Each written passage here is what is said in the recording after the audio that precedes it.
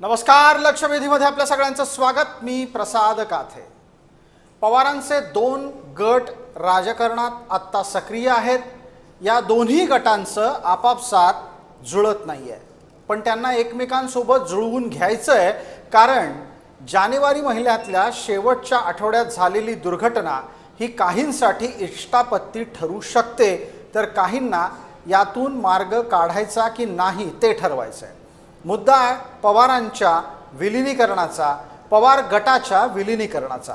या संपूर्ण मुद्द्यावर आज आपण लक्षवेधीमध्ये चर्चा करणार आहोत आणि त्या अनुषंगाने हे जाणूनही घेऊयात की खरोखरच विलिनीकरण करायचं आहे की नाही. कारण गेल्या काही दिवसांपासून खरं तर आणि अतिशय स्पष्टपणे जर सांगितलं तर अजित पवार यांच्या निधनाच्या काही तासापासूनच विलिनीकरणाची चर्चा ज्या पवार गटानं सुरू केली, तोच पवार गट आता अचानक एक पाऊल मागे जाताना दिसतोय.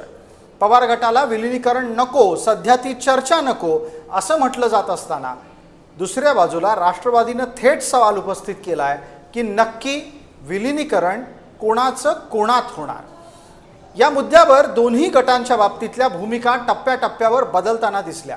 विलिनीकरण करायचं, विलिनीकरण नाही करायचं, विलिनीकरण होणार तर कोणाचं कोणामध्ये होणार, इथपासून ते आता विलिनीकरण हवं कशाला इथपर्यंत चर्चेचे अनेक मुद्दे पुढे सरकलेले आहेत. पण त्यानिमित्तानं आधी एकदा लक्षात घेऊयात या संपूर्ण विषयाचा धांडोळा काय आहे. अजित पवार यांच्या अपघाती निधनानंतर राजकीय वर्तुळात चर्चा सुरू झाली ती विलिनीकरणाची. म्हणजे शरद पवार यांची राष्ट्रवादी काँग्रेस मूळ राष्ट्रवादी काँग्रेसमध्ये विलीन होणार का याची. जवळपास 2 आठवडे यावर अनेक प्रतिक्रिया आल्या, चर्चाही झाल्या. पण आता मात्र या विलिनीकरणाच्या चर्चांना ब्रेक लागलाय. विलिनीकरणाच्या बाजूनं बोलणारे शरद पवार गटाचे नेतेच आता विषय संपल्याचं म्हणतात.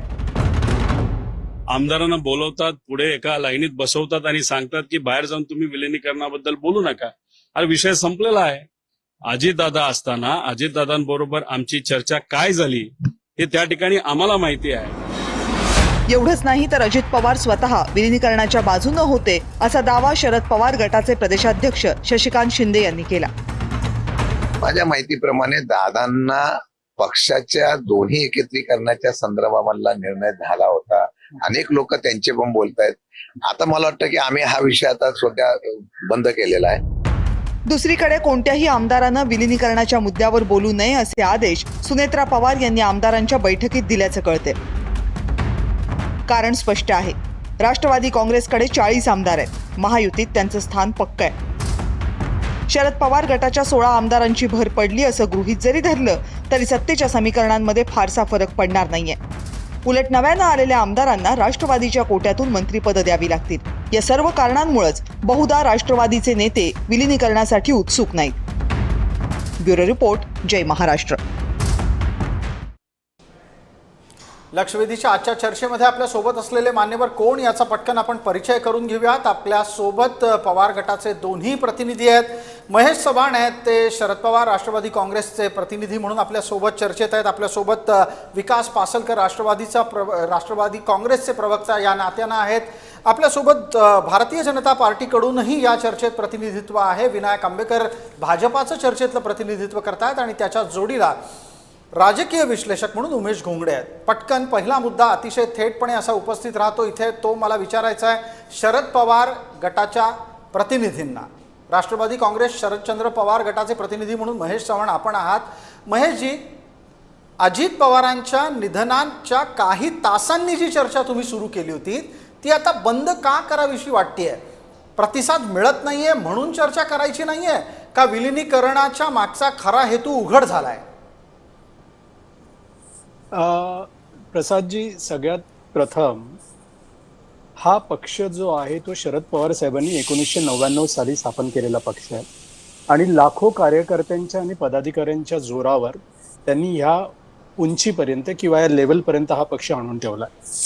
त्या पक्षामध्ये काही कारणास्तव 2 वर्षापूर्वी फूट पडली आणि अजितदादांना असं वाटत होतं, हा अगदी त्यांच्या निधनाच्या काही दिवसांपूर्वीपर्यंत, की जे काही झालं गेलं ते विसरून आपण पक्षहितासाठी एक व्हायला हवं, पक्षाच्या मजबूतीकरणासाठी एक व्हायला हवं आणि त्याच अनुषंगाने काही ठिकाणी पुणे, पिंपरी चिंचवड असेल किंवा त्याच्यानंतर झालेल्या जिल्हा परिषदा, पंचायत समितीचे इलेक्शन्स असतील, त्या निवडणुकामध्ये एकत्र लढण्याचा निर्णय त्यांनी घेतला होता.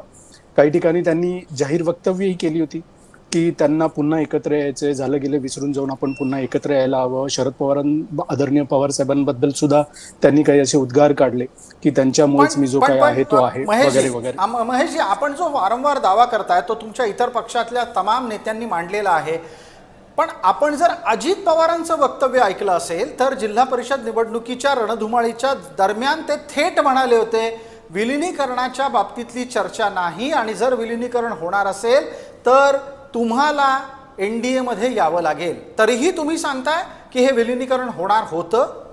माझ्या तरी ऐकिवात असं वक्तव्य अजितदादांचं कुठे आलेलं नाहीये की त्यांनी असं म्हटलंय की विलिनीकरणाची चर्चा नाही आणि विलिनीकरण करायचं असेल तर तुम्हाला एनडीए मध्ये यावं लागेल, अशी चर्चा मी तरी कुठे किंवा असं वक्तव्य अजितदादांचं मी तरी कुठे ऐकलेलं नाहीये.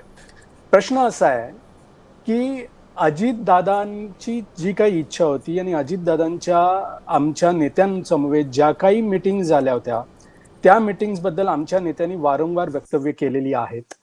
त्यानंतर अजितदादांनी आम्हाला असं सांगितलं होतं, आमच्या नेत्यांना असं सांगितलं होतं, असंही आमच्या नेत्यांनी वक्तव्य केलेलं आहे की अजितदादांनी त्यांच्या जाऊन तिकडच्या बाजूला काही महत्वाच्या नेत्यांची याबद्दल मी चर्चा करेन असंही सांगितलं होतं आणि त्यांनी ती केली असावी असं आम्हाला वाटतं. पण तिकडच्या थोडक्यात आपल्याला असं सुचवायचं आहे की विलिनीकरण करायचं नाही करायचं याच्या संदर्भात अजित पवार कोणाचं तरी परवानगीच्या साठीची वाट पाहत असावेत. या मुद्द्याला आधी नेऊयात पुढे, पण तत्पूर्वी जो एक आपल्याकडून उल्लेख झाला तो निश्चित विकास पासलकर आपल्यासोबत आहेत, त्यांना विचारायला हवा. विकासजी, अजित पवारांच्या पुण्यातल्या पत्रकार परिषदेत म्हणजे पुणे परिसरातल्या पत्रकार परिषदेतलं हे वक्तव्य होतं की विलिनीकरण म्हणजे नक्की कुणी कुणात यायचं. सध्याच्या घडीला शरद पवार गट हा इंडिया आघाडीमध्ये आहे आणि तुम्ही एनडीए मध्ये आहात. अशा वेळेला जर विलिनीकरण होणार असेल तर त्यांना तिकडून इकडे यावं लागेल, हे अजित पवार बोलले होते की नव्हते? विकासजी, नाही काय आज दादांच्या अनुपस्थितीमध्ये आपण ही चर्चा करतोय. आज दादा असते तर हे प्रश्न आपल्याला खऱ्या अर्थाने घ्यावेच लागले नसते. परंतु दादांचा जे काही मुद्दा होता की आम्ही महायुतीमध्ये म्हणजे राष्ट्रीय लेवलवरती एनडीए बरोबर आहोत आणि त्यामुळे या सगळ्या टेक्निकली किंवा राजकीय जी स्थिती आहे त्यामुळे राष्ट्रवादी काँग्रेस बरोबर जर यायचं असेल तर एनडीए मध्ये सामील व्हावं लागेल किंवा काय जे आहे त्या वरिष्ठ लेवलवरती दादांनी जे काही चर्चा झालेल्या असतील किंवा ज्या संदर्भामध्ये दादांचे वक्तव्य असेल तर त्याचा सगळा साधक बाधक विचार करूनच माननीय दादांनी आपली भूमिका मांडलेली असावी. कारण शेवटी विकासजी एका गोष्टीचा आणखी खुलासा पटकन करून टाका. सातत्यानं असं म्हटलं जातं, खरं तर अजित पवारांच्या चितेचा अग्नी शांत होण्याच्या पूर्वीपासून ही चर्चा सुरू झालेली आहे. आपण ऐकतो आहोत की होय अजित पवारांचं हे शेवटचं स्वप्न होतं. तुम्हाला कधी अजित पवार असं बोलले होते की होय आता विलिनीकरण व्हायला हवं? नाही, आमच्या तर कधी असं दादांनी असं आमच्या समोर अनेक वेगवेगळ्या विषयांवरती चर्चा झाली, परंतु दादांना असं वाटत होतं की एकत्र आलं पाहिजे. कारण शेवटी मतविभागणी आणि त्या सगळ्याचा फटका एकूण राजकारण करत असताना बसत होता आणि त्यामुळे कदाचित एनडीए कडे वाटचाल करण्यासाठीची किंवा त्यांना बरोबर घेण्याची भूमिका असू शकते. परंतु वरिष्ठ लेवलवरती फक्त राजकीय दृष्ट्या जे आज यश अपेक्षित होतं ते मतांमध्ये ध्रुवीकरण होत होतं आणि कार्यकर्त्यांमध्ये संभ्रम होता. त्यामुळे घड्याळ या चिन्हावरती एकत्र निवडणूक लढली तर त्याचं यश हे 100% चांगलं मिळू शकतं आणि महाराष्ट्रामध्ये एक चांगला मेसेज जाऊ शकतो. थोडक्यात काय तर सत्ता कारणासाठी विलिनीकरण गरजेचं होतं असं अजित पवारांना मनातून वाटत असल्याची एक भावना विकास पासलकरांनी बोलून दाखवली. एक गुण इकडे मला वाटतं महेशजी आपल्या खात्यात जमा होतोय, पण मला उमेश घोंगडेंना पटकन बोलतं करायचंय, त्याच्यानंतर आपण विनायक आंबेकरांपर्यंत पोहोचणार आहोत. उमेश घोंगडे, सत्ता मिळवायची असेल किंवा सत्तेतलं समीकरण टिकवून ठेवायचं असेल तर विलिनीकरण करायला पाहिजे जेणेकरून आपल्या मताची पेढी फुटता कामा नये, हे अजित पवारांना जरी वाटत असलं तरी नुकत्याच लागलेल्या निवडणुकांमध्ये सोबत लढूनही पुणे पिंपरी चिंचवडमध्ये यश मिळालं नाहीये. त्याच्यानंतर सुद्धा विलिनीकरणाची भूमिका आणि भावना कायम राहिली असेल का अजित पवारांच्या मनामध्ये? उमेशजी, असं वाटतं की पिंपरी आणि पुण्याचा तुम्ही उल्लेख केला दोन्ही राष्ट्रवादी काँग्रेस एकत्र लढले आणि तरी पण यश मिळालं नाही. तर एकूण काय तर सत्तेची 4 वर्ष आपण सत्तेत राहणार आहोत राज्य पातळीवरच्या, आणि मग राष्ट्रवादी काँग्रेस, दोन्ही राष्ट्रवादी काँग्रेस एकत्र आल्या तर अधिक चांगलं होईल. अधिक चांगलं या अर्थानं की पक्ष अधिक मजबूत होईल, एकत्र आल्यानंतर ताकद वाढेल, या अर्थानं कदाचित अजित पवारांच्या मनात या गोष्टी असाव्यात. जी उमेशजी, आपणही पुण्यातलं राजकारण पाहता, कव्हर करता, तुम्हाला काही संकेत मिळाले का? कारण एकत्र येऊनही निवडणुकांमध्ये चांगलं यश न मिळाल्यानंतर तरी विलिनीकरण करायचं हा मनातला किंतु परंतु राहिला असेल अजित पवारांच्या. मला असं वाटतं की त्याच्यावरती आता आपण त्यांच्या खरंच मनात काय होतं या संदर्भात प्रत्येक जण तर्कावर बोलतो आहे, प्रत्येकाचा तर्क आहे. अजित पवारांच्या मनात होतं नव्हतं, पण मला असं वाटतं की अजित पवार यांच्या निधनानंतर ज्या पद्धतीनं राष्ट्रवादी काँग्रेस, शरद पवार, आदरणीय शरद पवार साहेबांची राष्ट्रवादी काँग्रेस आहे, त्यांच्यातले जे काही नेते आहेत त्यांची जी काही घाई चालू होती एकत्र येण्याची, त्या घाईला कुठंतरी राष्ट्रवादी काँग्रेसच्या सर्वच, म्हणजे अजित पवार राष्ट्रवादी काँग्रेस यांच्या सर्वच नेत्यांनी कुठेतरी ब्रेक लावला. आणि मग आता शरद पवारांच्या राष्ट्रवादी काँग्रेसच्या नेत्यांचे पुन्हा बदललेले दिसत आहेत. बिलकुल आपल्याला एकत्र घेतलं जात नाही अशी एक खात्री जणू त्यांना झाली असावी. बिलकुल. याच मुद्द्यावर पटकन एकदा महेशजींना बोलतं करूयात. महेश चव्हाण, आता असं काय झालं की आता आपल्याला विलिनीकरण नको रे बाबा म्हणायची वेळ आली? नाही, विलिनीकरण नको असं आम्हीही म्हटलेलं नाहीये किंवा राष्ट्रवादी काँग्रेस पार्टी. शशिकांत शिंदेचं वक्तव्य आपण ऐकलं असेल थोड्या वेळापूर्वी. महेशजी, नाही, विलिनीकरण नको असं वक्तव्य नाहीये प्रसादजी. विलिनीकरणावर चर्चा सध्या नको, योग्य वेळ येईल तेव्हा ती चर्चा होईल. तर प्रश्न असा आहे की विलिनीकरण नको हे आम्हीही म्हणालेलो नाहीये, किंवा माझ्या माहितीप्रमाणे राष्ट्रवादी काँग्रेस पार्टीच्या बाजूने सुनील तटकरे असतील किंवा दुसरे कोणी असतील ते कोणी म्हणालेले नाहीये. विलिनीकरणाला विरोध कोणी केल्याचं मला तरी कुठे ऐकिवात नाहीये. फक्त एवढंच आहे की हा जो गोंधळ होतोय की आता जसं उमेशजी म्हटले की राष्ट्रवादी काँग्रेस पार्टी शरदचंद्र पवार साहेबांच्या नेत्यांना घाई झाली आहे, हे चुकीचं वक्तव्य आहे. घाई झालेली वगैरे काही नाहीये. अजितदादांची जी इच्छा होती ती बोलून दाखवली गेली. माध्यमांनी प्रश्न विचारले, माध्यमांनी प्रश्न विचारल्यावर त्यांना उत्तरं दिली गेली. तर त्यामध्ये घाई झाली असती तर आम्ही त्याच्यात थांबण्याची भूमिका घेतली नसती. महेशजी, पण एका गोष्टीचा उल्लेख इथं निश्चित येतो, तो म्हणजे असा की अजित पवारांच्या निधनाच्या नंतर सगळ्यात पहिल्यांदा अंकुश काकडेंचं वक्तव्य येतं. अहो, निधन होऊन काही तास उलटलेले असताना ही चर्चा का सुरू झाली? मग तुम्हाला जर घाई झाली नव्हती तर ही चर्चा 3 दिवसांनी केली असती, अस्थिविसर्जनानंतर झाली असती. नाही, नक्कीच. आता याच्यामध्ये बरेच प्रश्न येतात. जसं सुनेत्रा वहिनींनी शपथ घेतली त्याच्यावरही चर्चा झाली की त्यांनी 3 दिवसात का शपथ घेतली. तर ह्या गोष्टींवर चर्चा पॉझिटिव्हही होणार, निगेटिव्हही होणार, हे आम्हाला मान्य आहे. अजितदादांची इच्छा काय होती याच्याबद्दल फक्त ते वक्तव्य होतं. लगेच विलिनीकरणाला बसूया की लगेच चर्चेला बसूया अशा चर्चा किंवा अशी वक्तव्य आमच्याकडून झाली नाहीत. जो काही योग्य 13 दिवस आमच्या पक्षाचे नेते याच्यावर बोलणार नाहीत माध्यमांशी हे सांगून 13 दिवस आमचे पक्षाचे नेते शांतही होते.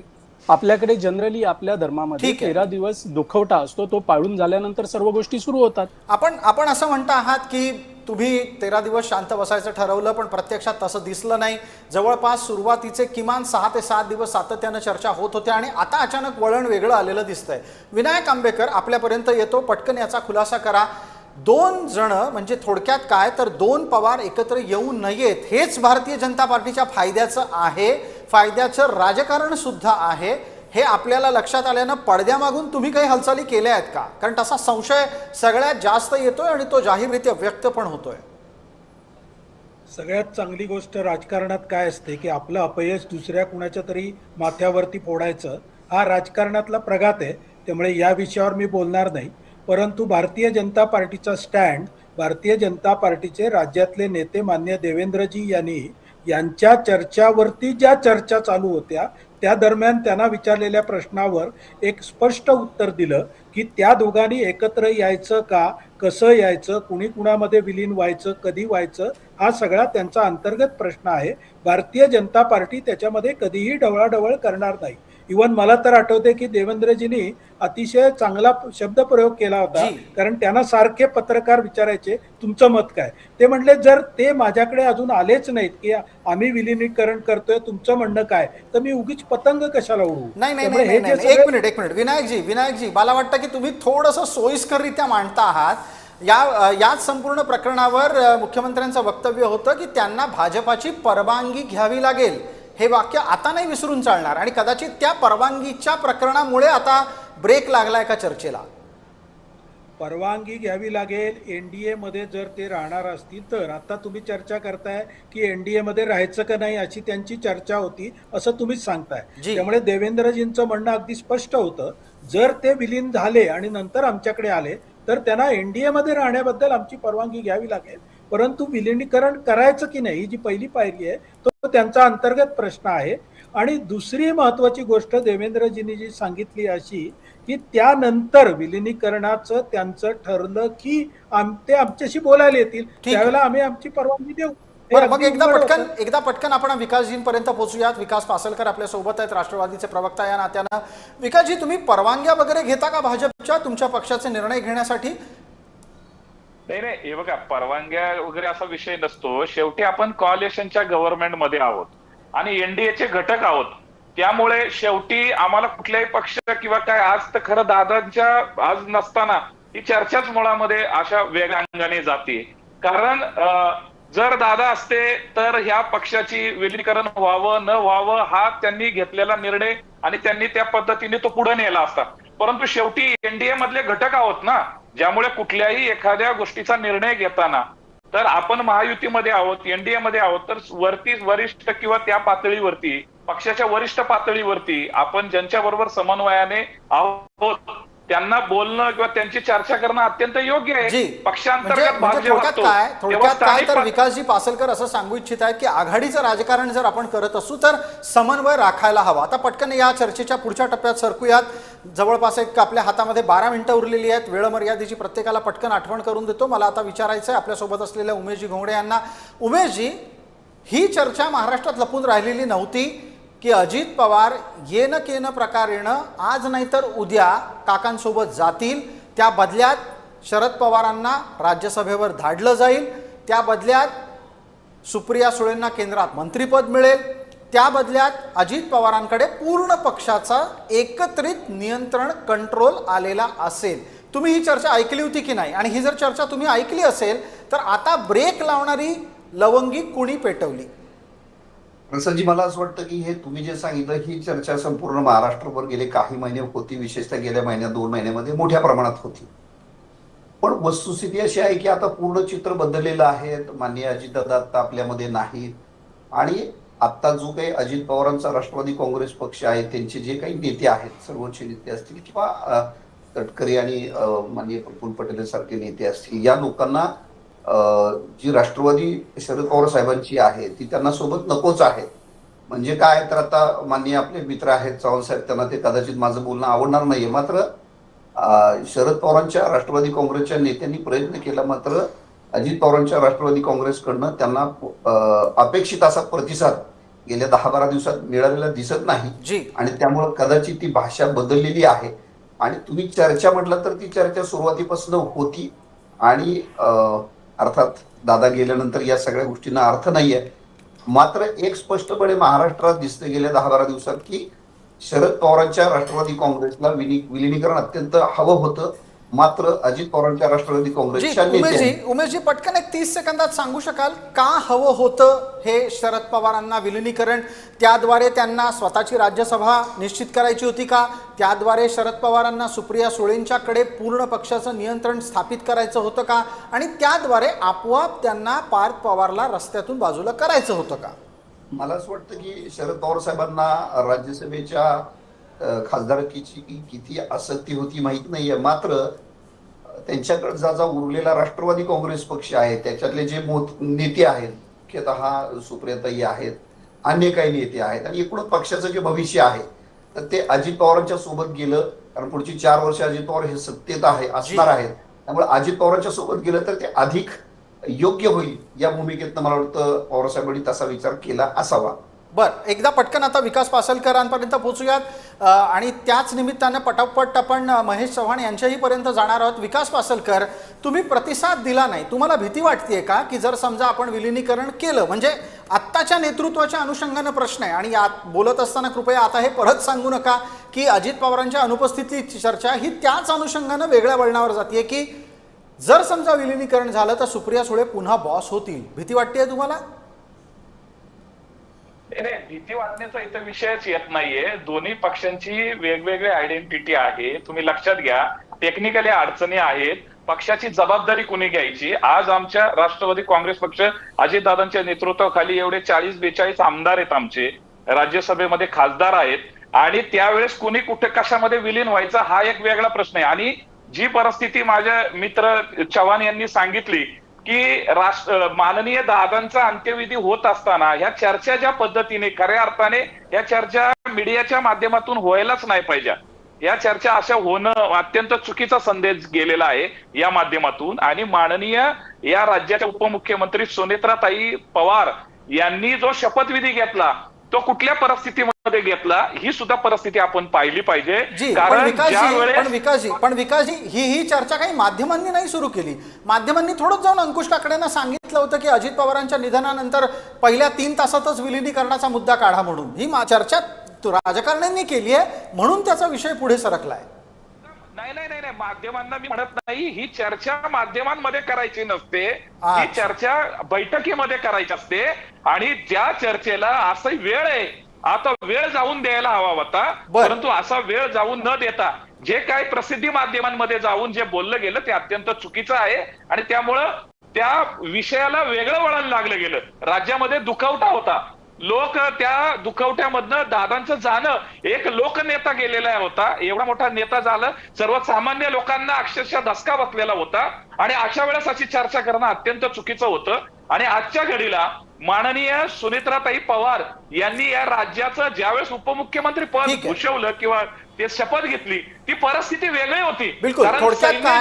थोडक्यात काय विलिनीकरणाच्या मागे कारणं कोणती नकारात्मक ठरलेली आहेत, जी अडचणीची आहेत, ब्रेक कुठला लागलेला आहे, ते आत्ता विकास पासलकरांच्या चर्चेतून समोर येत आहे. महेश चव्हाण, चर्चेच्या शेवटच्या भागात आहोत.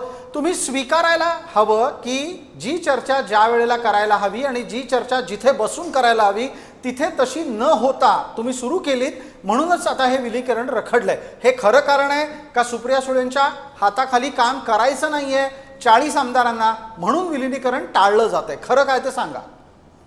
2-3 गोष्टी आहेत. एक पहिला प्रश्न इथे फार महत्वाचा आहे ज्याच्यावर मला उत्तर द्यावंच लागेल, ते म्हणजे आता या दोन्ही एका प्रवक्त्यांनी आणि राजकीय विश्लेषकांनी इथे असं नमूद केलं की राज्यसभेवर शरद पवार साहेबांना जायचं होतं म्हणून अजित पवारांबरोबर गेलं तर ते राज्यसभेवर जाऊ शकतात. असं नाहीये.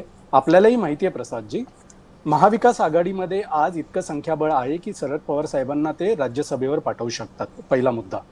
दुसरा मुद्दा हा की जर आम्हाला विलिनीकरण पक्षाची एकंदरीत स्थिती बघता किंवा पुढचं 4 वर्ष अजितदादांबरोबर गेलं तर सत्तेत राहायला मिळेल, यासाठी जर आम्हाला त्यांच्याबरोबर जायचं असेल तर त्याच्यासाठी आमच्याकडे दुसराही मार्ग आहे प्रसादजी. आमच्याकडे 8 खासदार आहेत. आम्ही केंद्रामध्ये नरेंद्र मोदी आणि अमित शहांना, शरद पवार साहेबांचे खूप चांगले संबंध आहेत. आम्हाला तिकडे देवेंद्र फडणवीस साहेबांची परवानगी नाही घ्यावी लागणार आहे. आम्ही केंद्रात जाऊन त्यांना सपोर्ट देऊ शकतो. आणि केंद्रात तुम्ही जसं म्हणता, ऐका केंद्रात जशी चर्चा आहे की सुप्रियाताईंना केंद्रात मंत्रिपद पाहिजे म्हणून आम्ही अजितदादांबरोबर जातोय, तर आम्ही तिकडे डायरेक्ट सुप्रियाताईंना मंत्रिपद मागू शकतो. अच्छा, म्हणजे तुम्हाला वरच्या भाजप बरोबर जायची तयारी आहे, खालच्या भाजप बरोबर जायचं नाहीये. आम्ही काय करू शकतो याच्याबद्दल बोलतोय. तयारी आहे असं मी कुठेही म्हटलेलं नाहीये प्रसादजी. मी चर्चांना कशा चुकीच्या चर्चा घडतायत याच्याकरता तुम्हाला हे उदाहरण दिलं. पण तिथे तुम्हाला माफ करा, मध्येच थांबवतो. विकास पासलकरांनी सांगितलं की तुम्ही नको ती चर्चा नको त्या वेळेला केली. नको ती चर्चा नको त्या वेळेला केलेली नाहीये. आम्ही काय म्हटलं हे विकासजींच्या बहुतेक लक्षात आलं नसावं. अजित पवारजी त्यांच्या हयातीमध्ये, ऐका ना विकासजी ऐका, स्वर्गीय अजित पवारजी, स्वर्गीय अजितदादा ज्या वेळेला त्यांच्या हयातीमध्ये या चर्चा झाल्या त्या माध्यमांसमोर आम्ही नाही केल्या. त्या फक्त अजितदादा आणि आमच्या नेत्यांमध्ये झाल्या. माध्यमांसमोर जाऊन आम्ही या चर्चा नाही केल्या. तुम्हाला जर आठवत असेल, अजितदादांच्या निधनानंतर सुरुवातीला ज्या काही चर्चा झाल्या असतील माध्यमांसमोर त्याच्यामध्ये कुठेही आमचे सर्वोच्च नेते शरद पवार साहेब नव्हते, सुप्रियाताई नव्हत्या. जी. एक दोन नेत्यांनी त्यांना माध्यमांनी कुठे काही प्रश्न विचारल्यावर हो आमच्या अशा अजितदादांबरोबर चर्चा झाल्या होत्या इतकंच त्याच्याबद्दल बोललो पण होतं. आता त्याच्यामध्ये पण मी आता माध्यमांमधून एक मिनिट वेळेच्या मर्यादेची छोटी आठवण देतो पटकन. महेशजी, आपल्याकडून एका मिनिटातच उत्तर हवंय. विलिनीकरण नाही झालं तर तुमचं काही नुकसान होणार आहे का? जसं आम्ही सांगितलं की ही अजितदादांची इच्छा होती आणि शरद पवार साहेबांनी एवढंच स्टेटमेंट केलं होतं की विलिनीकरण व्हावी अशी अजितदादांची इच्छा होती.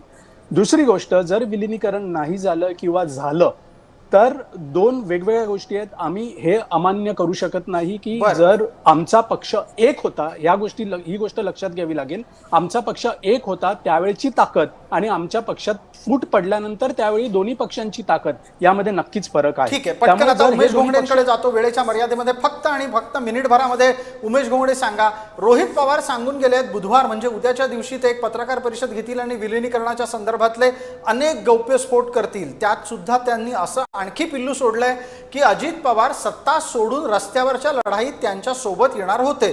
वाटतंय विश्वास बसतोय याच्यावर तुमचा? पवार बिना सत्तेचे राहू शकतात? मला असं वाटतं की अजित पवारांची एकूण गेल्या वर्षभरातली जी काय सत्तेत आल्यानंतरची एकूण जी काय वाटचाल, त्यांची एकूण जी काय भूमिका होती, तर ते नेहमी सत्तेच्या सोबत राहणारे नेते होते. नेहमी विकासाच्या संदर्भानं, लोकांचे प्रश्न सोडवण्याच्या संदर्भानं बोलणारे नेते होते. त्यामुळे सत्तेत असताना ती सत्ता सोडून मग रस्त्यावरची लढाई ते लढणार होते. हे जरी कुणी दावा करत असलं तरी ते त्याच्यात तथ्य वाटत नाही. आणि दुसरं असं की उद्या तुम्ही म्हटलं तसं रोहित पवार प्रेस कॉन्फरन्स घेऊन काही भूमिका मांडणार आहेत आणि गौप्यस्फोट करणार आहेत. जी. तर मला असं वाटतं की मी आपले जे मित्र आहेत चव्हाण साहेब त्यांची पुन्हा माफी मागून सांगतो की खरोखरच राष्ट्रवादी काँग्रेस, शरद पवार गटाने अजित पवार गटासोबत यायचा प्रयत्न केला, त्यांना प्रतिसाद मिळाला नाही. त्यामुळे आता ते वेगळी भूमिका घेतात हे आपण खरं तर मान्य केलं पाहिजे. आणि दुसरं असं की मगाशी मी शरद पवार साहेब हे राष्ट्रवादी राज्यसभेवर जायला इच्छुक आहेत असं मग खरं तर मी म्हटलेलं नव्हतं. त्या संदर्भात मी तर्क लावणं योग्य नाही इतकंच मी. ठीक आहे, अगदी वेळेच्या मर्यादेमध्ये आपण थांबूयात. पण आपण एका गोष्टीचा खुलासा केलात आणि त्याच अनुषंगानं विकास पासलकर सुद्धा सांगून गेले, नको ती चर्चा नको त्या वेळेला सुरू होणं आणि प्रतिसाद न मिळणं ही दोन खरी कारणं ठरली आहेत जेणेकरून सध्या तरी या विलिनीकरणाला म्हणजेच पवारांच्या दोन्ही गटांच्या एकत्रीकरणाला ब्रेक लागलेला आहे. लक्षवेधीच्या या भागामध्ये तुर्तास इतकंच. आपण या चर्चेमध्ये सहभागी झालेल्या विकासजी पासलकर, महेशजी चव्हाण, त्याचबरोबर उमेशजी घोंगडे आणि विनायकराव आंबेकर या सर्वांचे आभार व्यक्त करूयात. तुर्तास धन्यवाद. आपण पाहत रहा फक्त जय महाराष्ट्र.